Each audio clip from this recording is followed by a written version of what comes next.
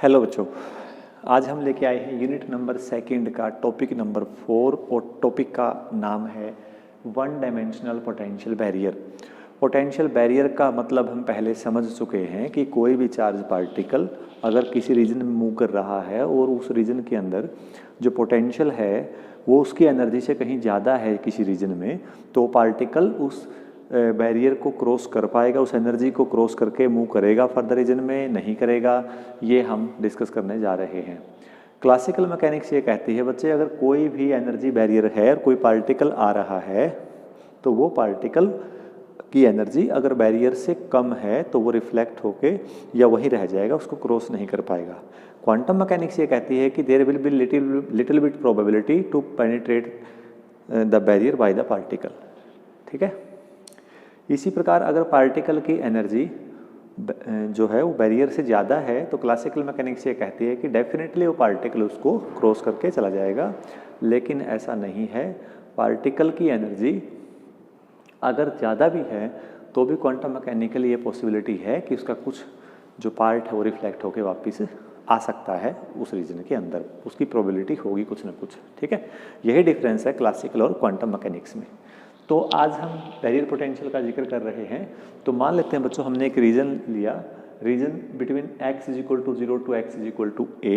In between that region there is a barrier of potential v naught and less than 0 and greater than a energy और potential barrier will be 0। यहाँ कितना है? v not है। तो इस प्रकार से हमारे पास तीन केसेस बनेंगे। तो श्रोडिंगर वेव इक्वेशन अगर हम लिखें, time independent Schrodinger wave equation अगर हम लिखते हैं तो वो इक्वेशन बच्चों पहले रीजन के लिए इक्वेशन, क्योंकि यहाँ पर कोई बैरियर नहीं है। सेकंड रीजन के लिए इक्वेशन, बैरियर आ गया वी नॉट। थर्ड के लिए इक्वेशन आ गई बच्चों, फिर से कोई बैरियर नहीं है, wave function for third region is psi3, for second region psi2, first region psi1। अब इन तीनों इक्वेशंस का सॉल्यूशन जब निकला, मान लिया हमने एक सॉल्यूशन लिया, let the solution of the first equation is a e raised to power iota k1x plus b e raised to power minus iota k1x। Similarly for the second and for the third. अब हम क्या मान के चलते हैं बच्चे, जो ए coefficient है हमारा वो इंसिडेंट, एक प्रकार से अगर वेव में हम बात करें तो इंसिडेंट वेव है, तो incident wave as a unity अगर मानते हैं तो हम उसके रिस्पेक्ट में बाकी कोफिशिएंट्स फाइंड आउट कर सकते हैं। तो उस केस में ए इज इक्वल टू 1 हो गया, और बी क्या है? ए अगर इंसिडेंट है तो बी क्या है बच्चों? रिफ्लेक्टेड है, तो रिफ्लेक्टेड पार्ट हो गया, इसको लिख दिया आर। सी कोफिशिएंट ट्रांसमिट होके गया, डी कोफिशिएंट सेकंड रीजन की हम बात कर रहे हैं। थर्ड रीजन में T is the transmission coefficient, जिसको हमने चेंज कर दिया, किसको? ई को टी में चेंज कर दिया। और एफ क्या हो जाएगा? 0, क्योंकि फर्दर यहाँ पर कोई भी बाउंड्री नहीं है जिससे कि वेव रिफ्लेक्ट होके आएगी। फर्दर रिफ्लेक्शन कोफिशिएंट तीसरे केस में क्या हो जाएगा? 0 हो जाएगा। ओके, अब हमारे पास इन इक्वेशंस के बाद बाउंड्री कंडीशंस को यूज़ करके हम coefficient A B C D का रिलेशन निकाल लेंगे, यानी आर का सी डी और टी का रिलेशन निकाल लेंगे। हमने सी और डी की वैल्यू फाइंड आउट करनी है आर और टी की टर्म्स में। ओके, तो हमने क्या किया? बाउंड्री कंडीशंस यूज़ किया, psi1 is equal to psi2 at x is equal to 0, psi2 is equal to psi3 at x is equal to a। Boundary conditions पे वेव फंक्शन कंटिन्यूस होगा, that must be psi1 equal to psi2 and psi2 equal to psi3। Similarly उसका differentiation भी क्या होगा बच्चों? Differential of wave function is also continuous at the boundaries, तो वो भी कंटिन्यूस हो गए, पहले भी हम कर चुके हैं पिछले लेक्चर्स में। इनको सोल्व करने के बाद हमने देखा हमारे पास 2c की वैल्यू आ गई और 2d की वैल्यू आ गई। इसी प्रकार से 2c और 2g की जो वैल्यू आई है, एक तो ये इस तरह से हम फाइंड आउट कर सकते हैं, ये तो आगे बच्चों हमारे इन इक्वेशन से। दूसरे कंडीशन से हमारे पास 2c और 2d की टर्म्स में इस तरह से r और t की टर्म में आ जाएगी। ये r की टर्म में आ गई, ये किसकी टर्म में आ गई है? t की टर्म में आ गई है। ओके, अब क्या होगा? अब हम इनको जब सोल्व करते हैं r और t के लिए, इक्वेशन नंबर 10, 11, 12 एंड 13 को जब हम सोल्व करते हैं तो सोल्व करने के बाद हमारे पास बच्चों r की वैल्यू आ गई, रिफ्लेक्शन कोफिशिएंट जो आया है 1 minus mu square sine k2a divide by 1 minus 1 plus mu square sine k2a plus 2 iota mu cos k2a। Similarly transmission coefficient जो आएगा 2 iota mu e raise to power minus iota k1a divide by 1 plus mu square sine k2a plus 2 iota mu cos k2a। जो denominator है दोनों case में same आएगा, या ध्यान लिखते हुए जब आप इसको टॉपिक को करेंगे तो आपको ध्यान रहेगा कि नीचे वाली टर्म सेम रहेगी, हमने इस टर्म का ध्यान रखना है कि ये टर्म क्या आएगी। दोनों के दोनों कॉम्प्लेक्स हैं, आर बी और टी बी। इसीलिए हमें रिफ्लेक्शन प्रोबेबिलिटी और ट्रांसमिशन प्रोबेबिलिटी निकालने के लिए कॉम्प्लेक्स कंजुगेट आर का लेना पड़ेगा, कॉम्प्लेक्स कंजुगेट टी का लेना पड़ेगा। तो आर आर स्टार और टी टी स्टार हम निकाल लेंगे R square as well as T square.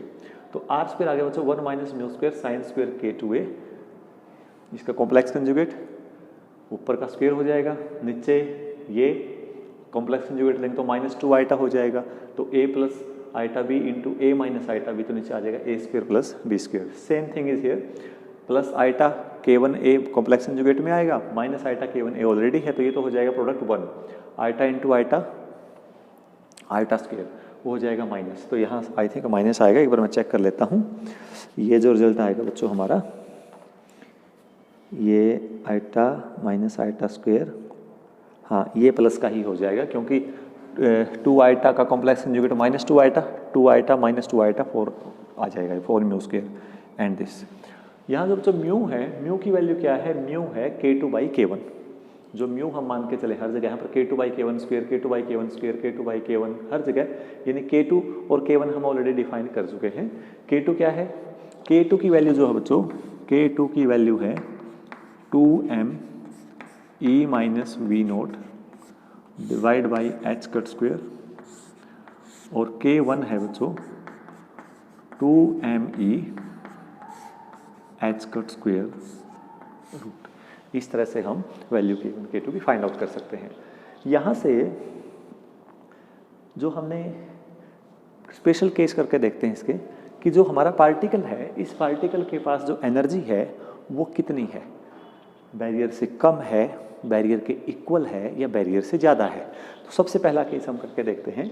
अगर ये एनर्जी बैरियर पोटेंशियल से ज़्यादा है तो पॉसिबिलिटी यही है कि ट्रांसमिशन कोफिशिएंट की वैल्यू 1 आनी चाहिए, लेकिन क्वांटम मैकेनिकली ये गारंटेड नहीं है कि 1 ही आएगी, ट्रांसमिशन कोफिशिएंट 1 से कुछ कम आना चाहिए। यहाँ देख भी लीजिए आप, अगर ई वी नोट, जो ई है वी नोट से ज़्यादा है, तो म्यू जो है k2/k1 होगा। इसको वैल्यू पुट करने के बाद ऐसे लिख सकते हैं हम, ई जो है इससे ज़्यादा है तो ये वैल्यू 1 से कम आएगी, यानी म्यू आएगा पॉजिटिव आएगा, रियल आएगा, और इसकी वैल्यू 1 से कम आएगी। तो परफेक्ट ट्रांसमिशन के लिए अगर हम देखना चाहते हैं कि पार्टिकल की एनर्जी बैरियर से ज़्यादा है और उसका परफेक्ट ट्रांसमिशन हो, उसके लिए ऐसा नहीं है कि वो परफेक्टली ट्रांसमिट हमेशा ही ट्रांसमिट करेगा, उसके लिए कुछ कंडीशंस आएगी। तो T square that must be equal to 1, probability जो ट्रांजिशन प्रोबेबिलिटी का जो एम्पलीट्यूड है वो 1 होना चाहिए। और अगर ये 1 हो गया, इट मीन्स इसकी वैल्यू क्या रखोगे बच्चों, टी स्क्वेयर की वैल्यू 1 रखेंगे। इसकी वैल्यू 1 रखने के बाद इसको जब सोल्व आउट किया, हमारे पास ये आ गया 1 minus mu square whole square sine k2a is equal to 0।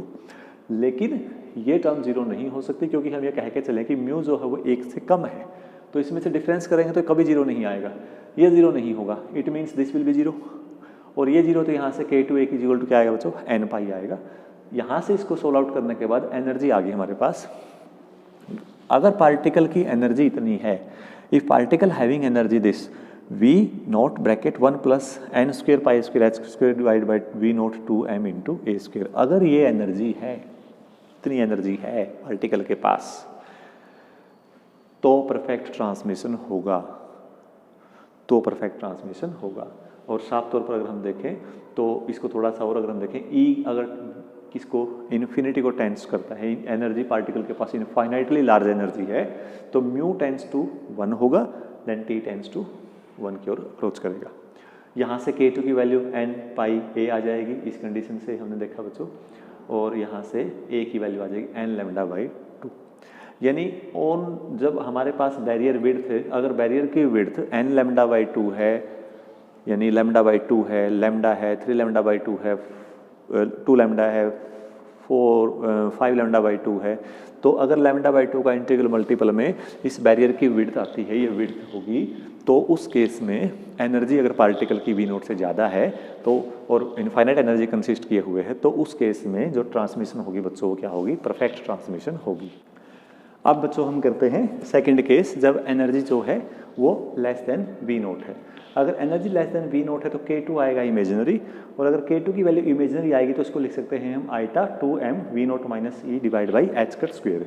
इसके बाद जो ट्रांजिशन प्रोबेबिलिटी है वो हम क्या लिखेंगे, देखिए T square is equal to 4 k2 square divide by k1 square divide by 1 plus K2 square by K1 square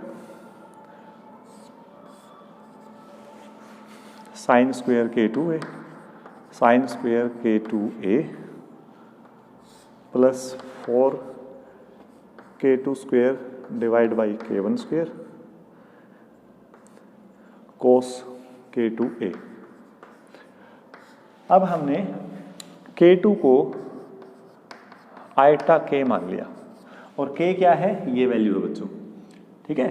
तो ये वैल्यू जब यहाँ पुट करेंगे तो आयटा स्क्वेयर करेंगे तो ये आ जाएगा ऊपर minus K2 K square by K1,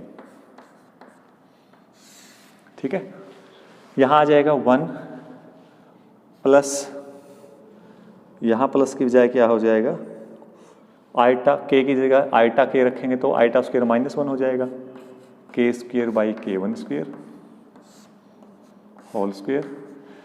sign जब K2 को मैं आयटा K रखूंगा तो साइन आयटा थीटा को हम लिख सकते हैं iota sine hyperbolic theta, sine iota theta is equal to iota sine hyperbolic theta. तो इसको हाइपरबोलिक में लिखोगे, हाइपरबोलिक में लिखोगे तो आयटा बाहर आएगा, आयटा स्क्वेयर हो गया -1 तो माइनस आ जाएगा बाहर, माइनस बाहर आ जाएगा तो यह हो जाएगा साइन स्क्वेयर हाइपरबोलिक,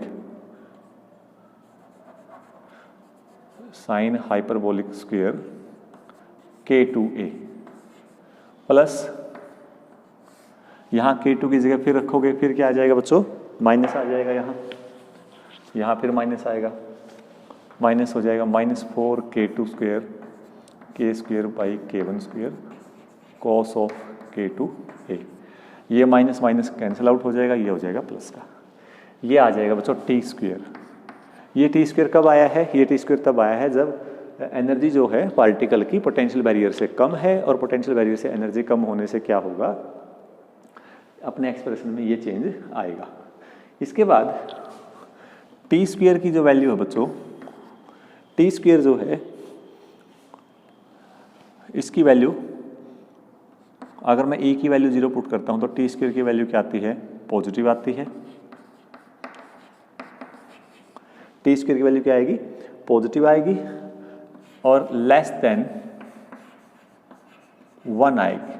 कब आएगी, जब E की वैल्यू 0 हो जाएगी। E की वैल्यू क्या हो जाएगी, 0 अगर ले ले हम, उस केस में हमें ये मिलेगा बच्चों।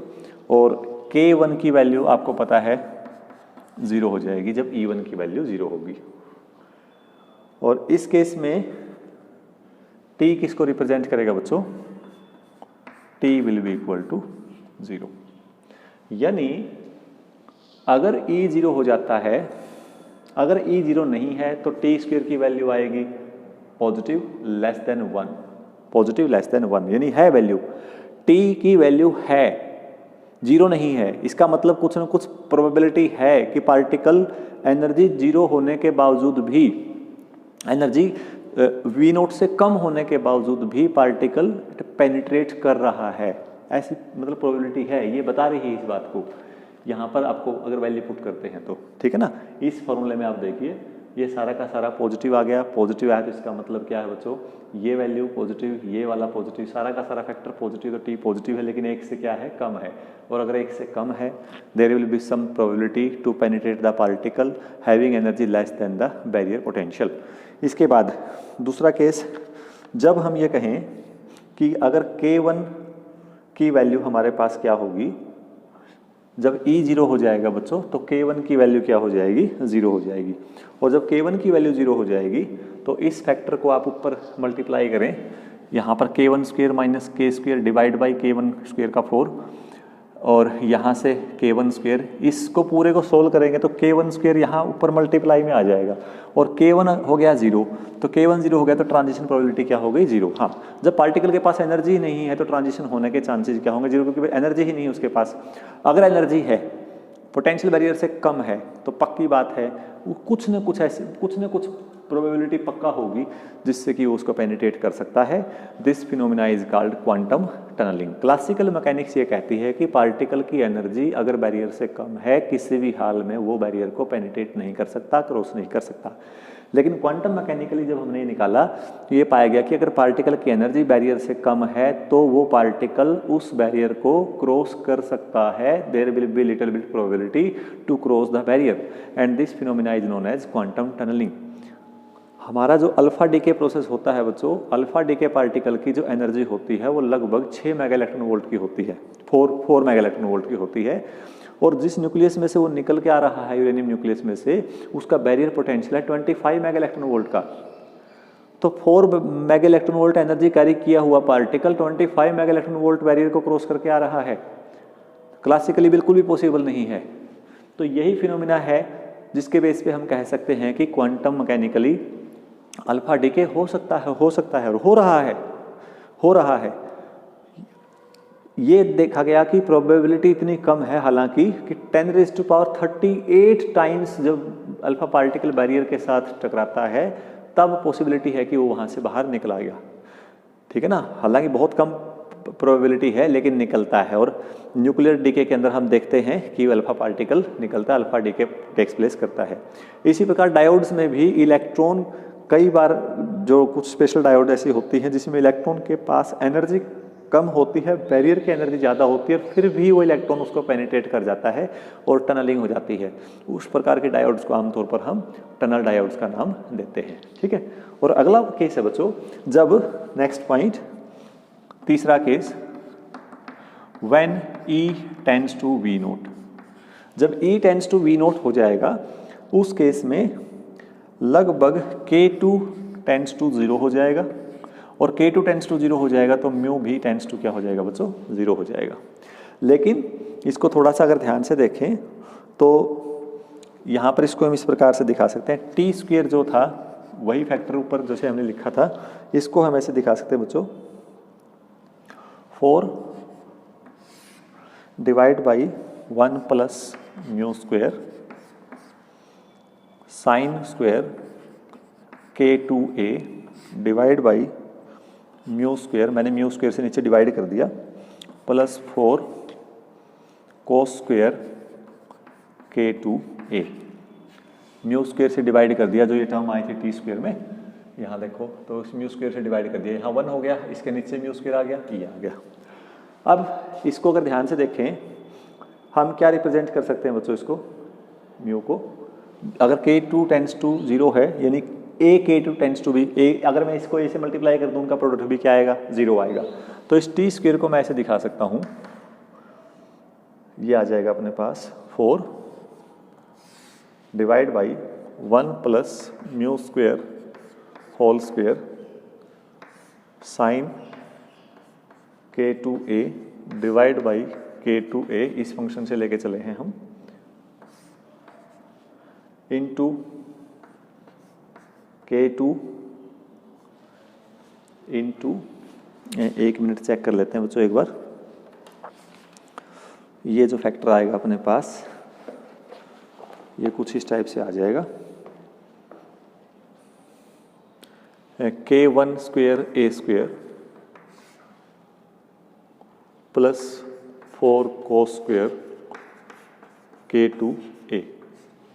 जब K2A टेंड्स टू 0 हो जाएगा, K2A टेंड्स टू 0 हो जाएगा तो लिमिट फंक्शन अगर हम अप्लाई करते हैं तो ये वैल्यू हो जाएगी 0, और अगर ये वैल्यू 0 हो जाएगी तो टी स्क्वेयर की वैल्यू बच्चों ये आ जाएगी 4 divide by 1 plus mu square